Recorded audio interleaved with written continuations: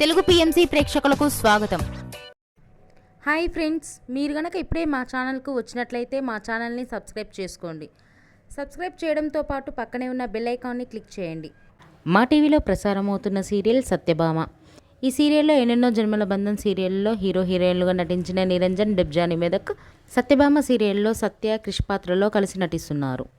వీరితో పాటు ఈ సీరియల్లో హర్ష క్యారెక్టర్లో శ్రీహర్ష నటిస్తుండగా నందిని క్యారెక్టర్లో యామిని నటిస్తుంది. తాజాగా యామిని తన లేటెస్ట్ వీడియోని అభిమానులతో పంచుకుంది. ఆ వీడియోని మనం కూడా చూసిద్దాం.